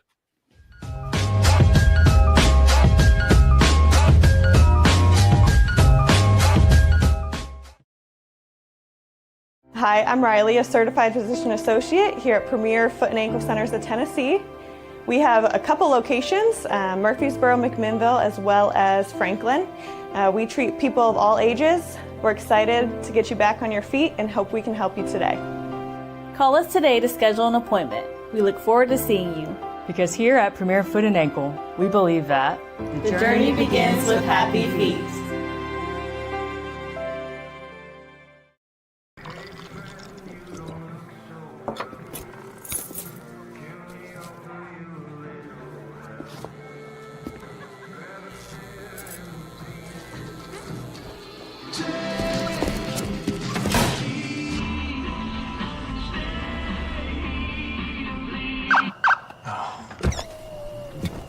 You're seeing the signs too, right?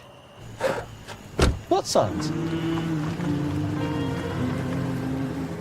Whether you're an athlete or a weekend warrior, when it comes to your performance, don't settle for anything less than excellence. We're proud to announce that Mid-Tennessee Bone and Joint Clinic is now Tennessee Orthopedic Alliance of Columbia, where we are redefining sports medicine and orthopedics. Tennessee Orthopedic Alliance's team of expert sports medicine physicians understands the unique demands of your body. TOA Columbia specializes in personalized orthopedic care, offering state-of-the-art treatments for everything from sports injuries to joint replacements. Learn more at toacolumbia.com. Jones & Lang Sporting Goods here in Columbia has been outfitting teams, officials, and anybody else from T-ball to college for 50 plus years. Be sure and check them out at 931-388-8060 or online at jonesandlang.com. Jones & Lang Sporting Goods, the look of a winner. Zion Christian Academy, zioneagles.org or 931-388-5731. You can schedule your appointment. Go tour their campus. It is beautiful over there, and you're definitely going to want to see it. Again, it's zioneagles.org. Give them a call, 931-388-5731, and schedule your tour today. Piggly Wiggly, located in Neely's Mill Shopping Center, is Columbia's locally owned and operated Cost Plus 10 grocery store dedicated to serving the community with low prices and smiling faces. Piggly Wiggly offers fresh, hand-cut meats daily, as well as daily hot plate lunches from their deli counter. You're certain to see smiling faces and a helping hand when you're here at Piggly Wiggly. Come by and check out our fresh produce, high-quality meats, and more. Down home, down the street, we'll see you at the Pig.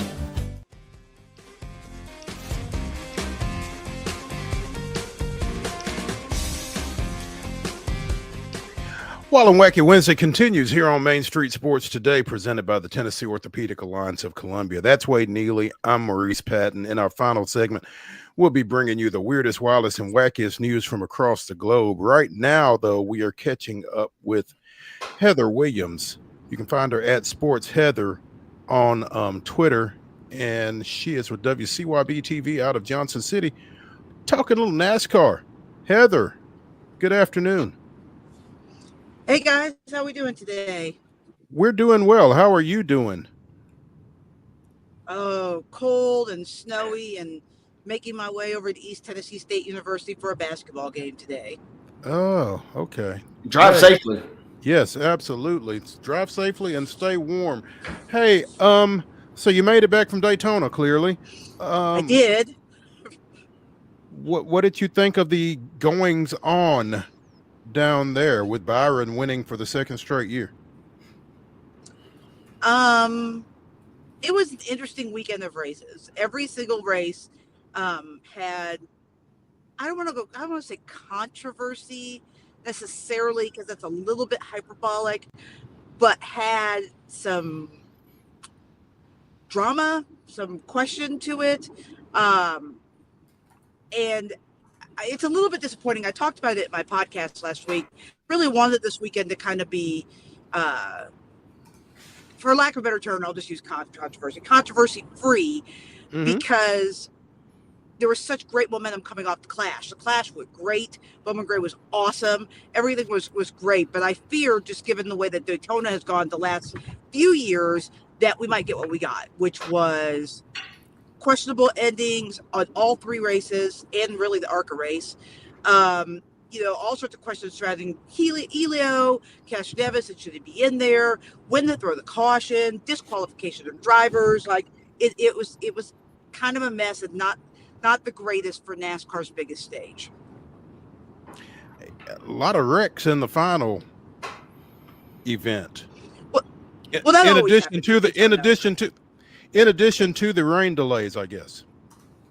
Yeah, that's always how it is. I mean, that's what super speedway racing has become, right? Because they run so close together, and there's no way to pass, and so they basically will just ride the pack, swap back and forth positions to save gas mileage, and then on the last 20 laps, everybody's trying to get to the front, and all heck breaks loose. And that's really for 20 years, a different forms of fashion what super speedway racing has become, and that's not really the controversy per se. More of it is in the trucks in the Xfinity Series race, NASCAR, threw the caution flag on the white flag lap, so the race ended under caution. In the Cup race, after people complained about that, they held on to the caution. So then fans were like, "Well, NASCAR's not consistent." So that's really where some of the questions come, more so than the wrecks. The wrecks are what they are. It's what this racing is. Like it, don't like it. I think more and more people don't like it. Super speedway racing became very, very popular because of the spectacular wrecks. But I think at least the hardcore fans are over it. Now, with all that being said, ratings were up 13% for this race, even with a 5-hour rain delay. So NASCAR is clearly doing something right. Yeah. You just answered Wade's question when we talked about this on yesterday. That was the big question that he had. He was interested to see what the numbers were going to be. So ratings were up 13%. Correct. Now, a couple things about last year. There was also a rain delay. They ran last year's race on Monday night rather than on a Sunday in prime time. So there's a little bit of a difference there. But yeah, 13% is a huge number. And also the ratings for the ARCA race, which they showed on the main Fox for the first time in a long time, were the highest for, and that's like single A baseball, right? The ARCA Menard series. It's the lowest tier national series, and they got their highest rating since like 2005 for that series. So, and the ratings were up for the Xfinity Series race quite a bit. That is now all of their races are on the CW network, so all of them are on, regular over-the-air antenna TV all year long. Ratings were up for that, and they were up slightly for the Truck Series race, even though that one was on cable. That was the only race that was on cable. It was on FS1. Yeah, Heather, you in your first point when you were talking about super speedway racing, kind of in this modern era, I'm reading a quote from Riley Herbst where he basically says, "Hey, let's just make this race 65 laps. We're twiddling our thumbs for 450 miles."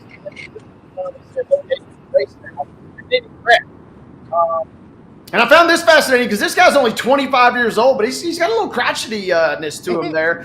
And Riley's definitely an old soul for sure. Old soul. And so I guess that my question is, how much of that sentiment is shared amongst other drivers? Is that a overwhelming majority, a small? Break that down for us, perhaps. Most drivers don't like what we're doing here, and the ones that do are honestly guys that really don't, but they have to because it's their best chance to win, right? I talked to obviously Chris Buescher is now in a much better ride where he can win in all sorts of races, but when he was at Front Row Motorsports, I had long conversations with Chris Buescher about, you must be excited about going to Daytona and Talladega because it's your best chance to win. He's like, I hate the racing, but I'm excited because yes, it's my best chance to win. So, yeah, I don't know. They're not going to make it 60 laps. This is Daytona 500, right? And I don't know how you fix it. You can't take the restrictor plates off. The cars will go airborne. One of the cars went airborne with not restrictor plates, but the lower half horsepower, because they don't actually use restrictor plates anymore. But they were going airborne even with the slowed down horsepower. So, yeah, I don't know how you fix it. Part of it is this new car because it's made the gas mileage so much more important in these kind of races, just because of the way they draft and the way that they race and how hard it is to pass. So, yeah, I don't know how you fix it. It is what it is. It is riding around for 2.5 stages and then all hell breaks loose on the final 20 laps. Seems like it never fails. Oh, it definitely never fails. I mean, you could set your watch by it. It's going to happen. It's not if, but when the big one comes. Other takeaway from Daytona, I'm curious. This is, obviously kind of the Super Bowl, and there are a lot of subplots, not just related to the race. But one thing that I'm fascinated, talk to us about the calendar. Obviously, this has been held on President's Day weekend for so long, and the NFL kind of creeping up on the NASCAR block, so to speak. What's the chatter, or what are a takeaway or two from that in terms of scheduling? Well, I mean, the NASCAR is going to, work around whatever the NFL does. They certainly don't want to go against them. Once upon a time, a long, long time ago, Daytona week used to be 2 weeks. It was speed weeks. That's what we called it because we would run the Clash the weekend, the Saturday before, and then we would run qualifying on that Sunday, and then we would have a week's worth of stuff. And then the next Sunday, this Daytona 500. But then the Super Bowl got pushed back a week. So now they run the Clash, take a week off, and then run the Daytona 500 because they don't want to go up against the Super Bowl. So, I mean, they'll work around whatever the NFL is doing. If they push it up a week, because I don't think, they ran the Clash the same weekend as the Pro Bowl, right? They're not scared of going up against the Pro Bowl. Mm-hmm. But they definitely don't want to go up against the Super Bowl. So, I mean, it might be where they're looking at doing some overseas racing. It might be if the Super Bowl gets pushed back a week that they would run it the week before the Super Bowl, take that week off to get the cars to Brazil or, England or wherever they think they want to race outside the United States, and then start back racing that next week. There's a lot of possibilities, but they will absolutely work around whatever the NFL is doing. They're not going head to head at this part of the season against the NFL. And it's interesting that you say that, Heather, and you say that with some finality, because it feels like if there's anybody that could take on the NFL, it might be NASCAR and Daytona. Yeah, but they don't want to. I mean, I just don't think they do. But based on what they've done previously with moving the Clash, right? I mean, I just don't think that they want their event, their biggest event, to have its own moment in the spotlight, right? The NBA, this has been a really good weekend for them, just because the NFL is done. The NBA is playing the All-Star game, which is a shell of what All-Star games used to be. So really, NASCAR has had the center stage, right? There's not really a lot else to compete with it, and it's worked out very well. As I mentioned, ratings were up. It was the highest rated sporting event of the weekend. So, but yeah, they want their spotlight. They're not going to go up against the Super Bowl specifically. You mentioned the NBA All-Star Weekend, and we would be remiss if we did not ask you about the pride of Gate City, Virginia, Mac McClung winning his third straight NBA slam dunk championship. You know, I guess you made it a point to get close to a TV at some point on Saturday night and kind of check that out. Oh yeah, I was sitting for the TV, watch the whole thing. When they rolled that Kia out onto the floor, I was like, this is over. Like, it was over before it began. Did you not feel that way? When he jumped over the Kia, but the guy standing in the sunroof took the ball out of his hand and slam dunked it, it was over. Two things if you jump over a car. Number one, you better make the dunk, and number two, yeah, you pretty much win the contest at that point. I mean, it's over. Well, then the next dunk he did, where he had the guy holding the ball and the one sitting on the rim, and he grabbed both of them and dunked them. I mean, the kid has always been a phenomenal dunker, right? He has, and unfortunately for him, how good a dunker he is takes away from the fact he's also a really good basketball player. I think think that he is. Go ahead. And you know, we have a mutual friend, Chattanooga Times Free Press writer Gene Hendley, who was talking about that very thing on Facebook, Heather. It's like, this isn't what Mac McClung wants to be known for. But my thing is, it's better to be known for this than nothing, I guess. But, you know, he's a 3-time NBA slam dunk champion who's barely in the league. Right, but he's barely in the league. And, oh, by the way, he's won the scoring title in the G League 2 or 3 years. He's a G League MVP. I mean, the kid can play. He's consistently outperformed guys that are in the league now. But I think we all know why he's not in the league, sadly. If that inference is accurate, it is highly unfortunate. It is unfortunate, you know, because you hear the everybody always says, well, he can't play defense, and I say, who in the NBA plays defense? Let's not kid ourselves. Who does? The kid can shoot. The kid can shoot. The kid can score. He can drive. He can obviously dunk. And he's doing it in the G League against guys that are getting chances in the NBA, but. You know, I think that's part of the reason why he wanted to get the third title. He said that at the end of the slam dunk contest, this is probably his last one, because I do think that he wants people to see him as more than just a dunker. But he's always been a phenomenal dunker. When he was playing in high school, the gym would be packed, and there would be a million of the and this was really when those social media sites like Ball is Life and those kinds of things were really first starting to come into play, and there would be 8 or 9 of them standing on the baseline during his high school games, just waiting for a dunk that they could put on social media. Switching from one end to the other at halftime, huh? Correct, just waiting, and he would have 5 or 6 of them a night. God, that's wild. Heather Williams of WCYB-TV out of Johnson City joining us here on Main Street Sports today as we consider Daytona, Atlanta, and Mac McClung. Again, William Byron. I do want to add one more thing. He was also the all-time leading scorer in the state of Virginia at the time that he graduated high school. The person that he eclipsed for that title was Allen Iverson. So. Okay. It's not a bad person to hop over. Yeah, so. I see what you did there, Wade. We had to hop over.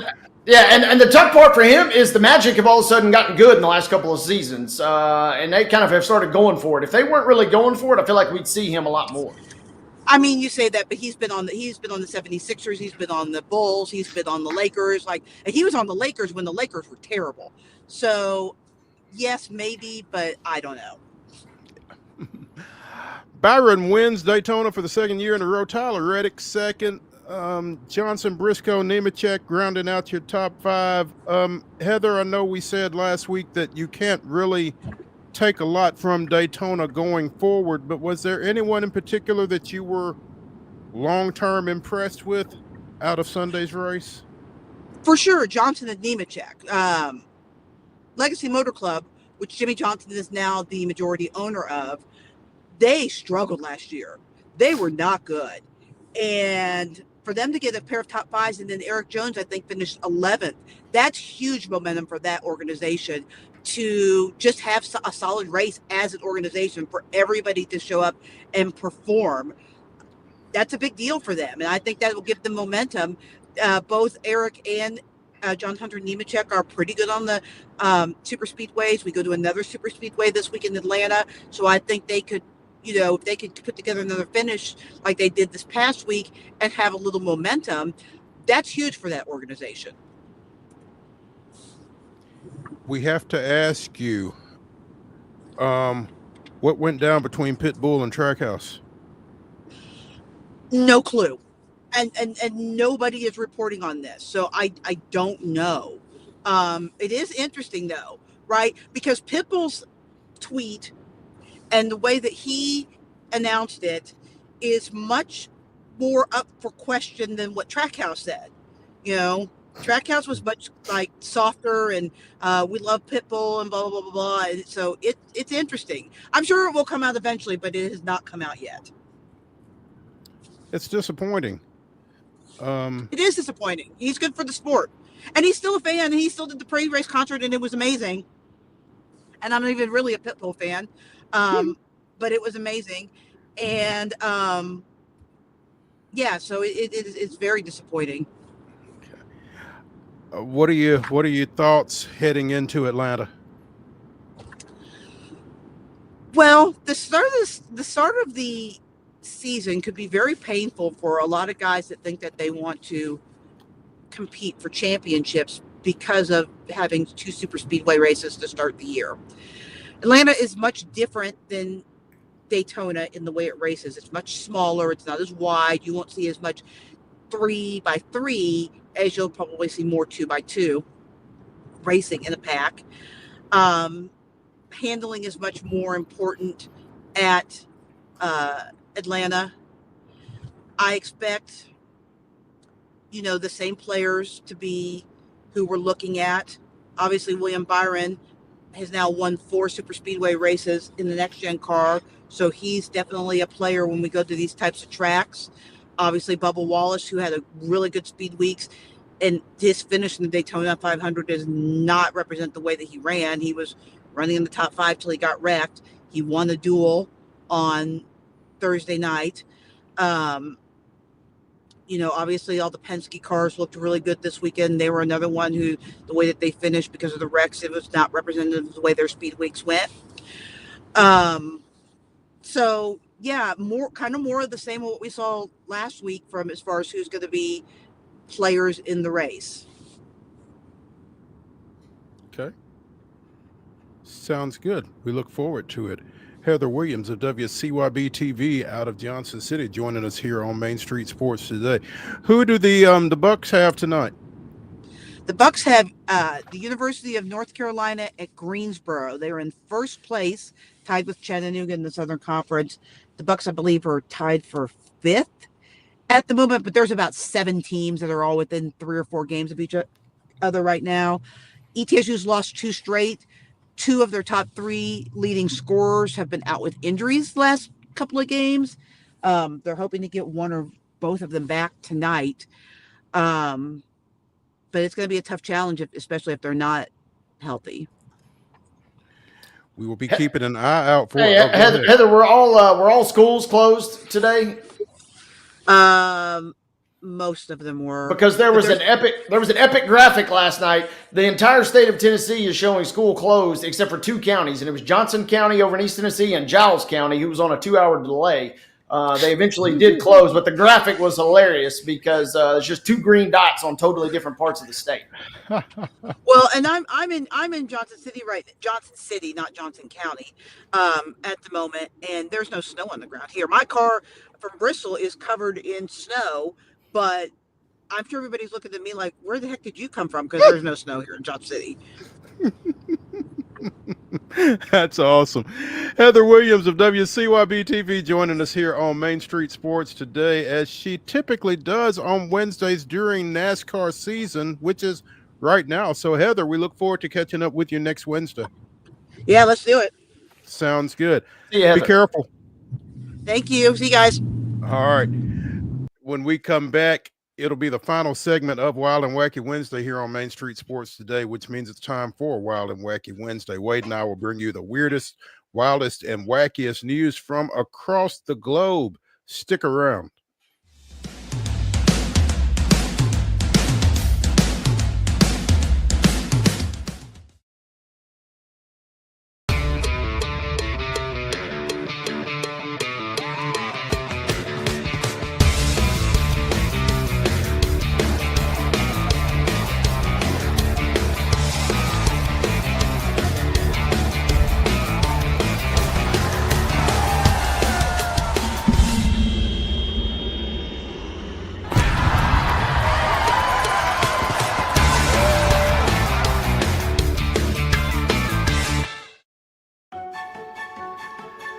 So, you want to be a part of the Busy Bee team, huh?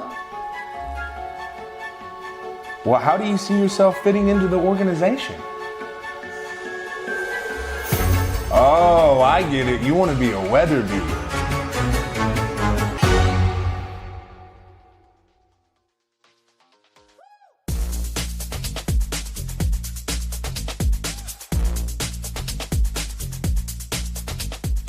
It's the final segment of Wild and Wacky Wednesday here on Main Street Sports today, presented by the Tennessee Orthopedic Alliance of Columbia. That's Wade Neely. I'm Maurice Patton. It's the final segment. That means it's time for Wild and Wacky Wednesday, the weirdest, wildest, wackiest, and most wondrous, thanks, Mark, news from across the globe. Let's start in Champaign, Illinois. We referenced this while we had Joe Sullivan on. It was kind of subtle, but we're going to hit it with a sledgehammer right here. The University of Illinois recognized standout guard Terrence Shannon during its ball game over the weekend by retiring his number, hanging his jersey from the rafters. Unfortunately, they hung his number upside down. But, you know, credit this kid, because he took a really wild and wacky situation and has turned it into a godsend, for lack of a better phrase, for the local Boys and Girls Club there in Champaign. He created a t-shirt, or he had a t-shirt created. It's got the graphic of the upside down banner on the front, and you can see it here if you're watching us. But on the back, it says, when life has you upside down, and upside down is written upside down. When life has you upside down, turn it around. And it's signed TSJ, Terrence Shannon Jr. And I just think that is really one of the cooler ways to make something really great out of something. Yeah, it's not the worst thing that can happen. I mean, obviously they can pull it back up, flip it, and that kind of thing, but you only have that moment one time with all the people there and that kind of thing. And some kind of way, somebody or somebodies with the University of Illinois really bungled that situation. Josh Whitman, obviously a really regrettable moment. It's a shame that it happened that way. Tonight, we stole that moment from Terrence, and that's on us, and something that we have apologized to him for, apologized to his mom. We want to make sure that we apologize to our fans and everybody who was excited to be a part of this experience tonight. And I'm sure that they will get that fixed, obviously. But he has really taken it and trying to do something great with it. And so, kudos to him. He is a rookie with the T-Wolves, not playing a whole lot, 8 minutes in 16 games, or averaging 8 minutes in 16 games, 3.1 points a game. So he was available over All-Star weekend to come back to Champaign for this honor, such as it was. But that's, again, I just think it's great, his reaction to this, and turn it into something that can benefit some other folks. I think that's awesome. It is good to see. On one hand, props to him for doing that. On the other hand, man, you don't really have much recourse. You kind of just have to smile and just go along with the situation while making, a few little shekels, and doing it for a good cause is the right way to do it. Talk about a disastrous situation. Feel bad for the game ops person. They may or may not be employed as we sit here and talk today after that snafu, because then the crazy part, Mo, they retired his jersey. He was there 2 seasons. Yeah. And I know he did I know he did a lot, and he had some off the court stuff, but man, he was a terror when he was on the court. But he was there 2 seasons. He was there 2 seasons. This is his first season out. I mean, this time last year he was playing on that floor. Felt rushed. And Illinois is not just a slappy program. I mean, they've had some terrific lineage throughout their history of their men's basketball program. And Kendall Gill, Nick Anderson, just to name a couple, real quick. I mean, it's I don't know how many jerseys they have retired, but this is the first one that was retired upside down, I would think. And I don't know how that happens without anybody seeing it.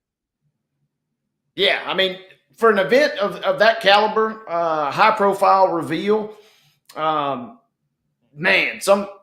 it feels like there should have been a couple more checks and balances in place, because that is literally the worst situation. The only thing that's worse, if it now all of a sudden falls from the rafters and crumpled on the court. But props to Terrence Shannon, for kind of taking the joke in stride. He was out there all by his lonesome too, and he's kind of just standing there chuckling a little bit. I mean, what else can you really do? What else can you do? Props for making a little bit of a positive light out of a really odd and kind of goofy situation. Wild and wacky. Speaking of, imagine you are kayaking off the coast of Chile, and all of a sudden it gets dark because you've been swallowed by a humpback whale. Excuse me? A humpback whale briefly swallowed a kayaker off Chilean Patagonia before quickly releasing him unharmed. Adrian Simancas was kayaking with his father near the San Isidro Lighthouse in the Strait of Magellan when a humpback whale surfaced, engulfing Adrian and his yellow kayak for a few seconds before letting him go. Dell, the father, just meters away, captured the moment on video while encouraging his son to stay calm.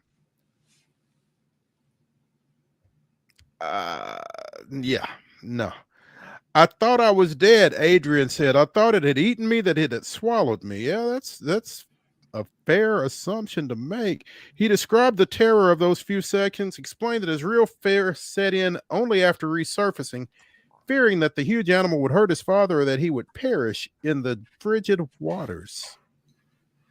Dell, in true viral video fashion, remained focused, filming and reassuring his son while grappling with his own worry. When I came up and started floating, I was scared that something might happen to my father too, that we wouldn't reach the shore in time, or that I would get hypothermia, Adrian said. Dell was just making sure that he still had power. Goodness gracious. I guess that's where we're at. Everything's viral. Yeah, I mean, that's like the videos, of the wildfires in California, where instead of, grabbing their items and fleeing, folks are trying to get that viral video. It's like, no, get the heck out of Dodge. It's like, hey, man, come on, your son just got swallowed by a whale. He's the modern day Jonah.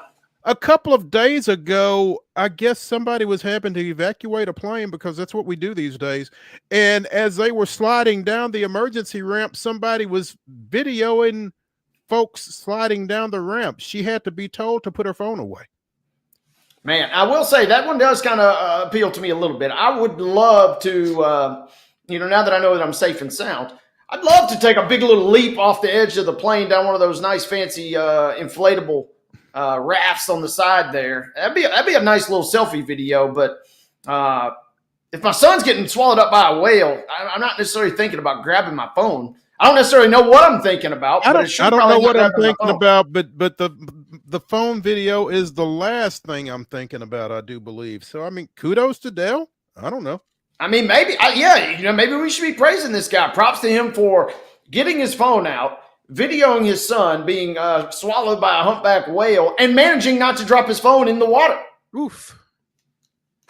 Yeah, that's my luck. I don't even think I'd have my phone with me in that situation because that's just the way my life goes. But yeah, both Simoncuses are okay, clearly, and there's video. Wow. More on sea life. This from New Haven, Connecticut. An underweight baby seal was rescued in the streets of New Haven. Has been relocated to a local aquarium.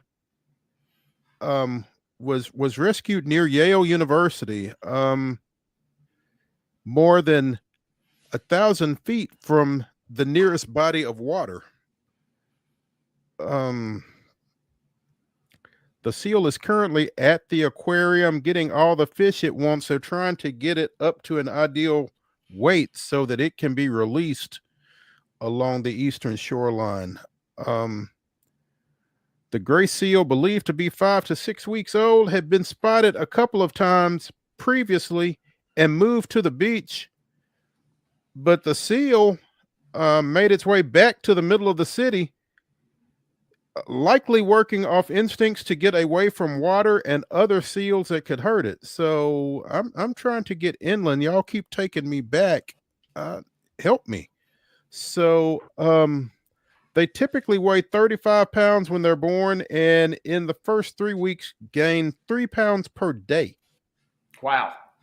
That's 21 pounds over 3 weeks that they gain after weighing 35 pounds at birth. So you're talking about 55 to 60 pounds after 3 weeks. This seal was significantly less than that. It does not say how much it weighed, but it was a cutie. Flash that up again, Mark. That thing was adorable. Yeah. So they are getting young Mr. Seal taken care of so that he can get back out to his natural habitat, which will be really cool. He is kind of cute. Yeah. That's big month for seals, obviously, especially after the Super Bowl commercial. So that is a adorable. I don't know what the heck I would do. I'm not compelled to just capture animals. But that is, I might be willing to risk it for that little cutie, but I'm not sure what I would do at that point. What would you do with it? I mean, I don't know. Would be big enough. So yeah, that's my hiccup. I don't know. Yeah. Finally in Virginia, wrong ticket, right prize for a Virginia woman. Woman tried to buy a lottery ticket, got the wrong one. She got a money blitz scratch off instead of whatever ticket it was she wanted. Doesn't say what she wanted, but Kelly Lindsay wasn't very happy with the clerk at the local raceway when she got the money blitz ticket until she scratched it off and won $2 million. Ooh. And I got over not being happy about it, Lindsay said. Smart lady. Took the one-time cash payout of $1.25 million pre-tax. Should probably take about half of that home, I guess. It's not bad for the wrong ticket. Yeah, I think she can go back and buy the right one now. Yeah, you can buy all your favorites anytime you want. That is a little turnabout fair play situation there. That's well done by her. Yeah, I think the clerk is probably sticking her tongue out at her now. Hey, see, I hooked you up. You're welcome. Let me hold some of that. Yeah, right. That's going to do it for Wild and Wacky Wednesday here on Main Street Sports Today, presented by the Tennessee Orthopedic Alliance of Columbia. Be sure and come back and see us tomorrow starting at 2 o'clock. We'll see you then.